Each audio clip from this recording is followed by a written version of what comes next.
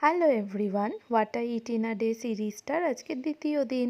তো ভালো লাগলে ভিডিওটা অবশ্যই কিন্তু তোমরা সবাই একটু লাইক করো, সাবস্ক্রাইব করো। তো সকালটা দেখো শুরু হলো একই লেবুর জল দিয়ে, একটু ঈষদুষ্ণ গরম জলের মধ্যে লেবুর রস দিয়ে। এটা রোজ সকালে খাই। তারপর প্রায় 2-3 ঘন্টা গ্যাপের পর সকালবেলায় খেয়েছিলাম দুধের মধ্যে একটু কর্নফ্লেক্স। এর মধ্যে আর কোনো ফ্রুটস দিইনি, এটা এমনিই খেয়েছিলাম। আর দুপুরবেলায় মা লাঞ্চে বানিয়েছিল ওদিকে ফ্রাইড রাইস আর আলুর দম। জাস্ট ফাটাফাটি হয়েছিল। আলুর দমের রেসিপিটা শেয়ার করে দেবো, তোমরা অবশ্যই দেখো। নিরামিষ আলুর দম বানিয়েছিল মা।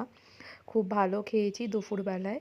আর দুপুরবেলায় খাওয়ার পর সেরম কিছু খিদেও পাইনি, তা একেবারে সন্ধেবেলায় একটু দুধ চা খেয়েছিলাম আর তার সাথে একটা বিস্কিট। পেটটা এমনি ভরা ভরাই ছিল দুপুরে খাওয়ার পর। আর রাতের বেলায় একই ফ্রাইড রাইস, একটু আলুর দম আর একটা রসগোল্লা খেয়েছি। বাবা বাজার থেকে গরম রসগোল্লা এনেছিল, সেটা দিয়ে ডিনারটা সেরে ফেললাম।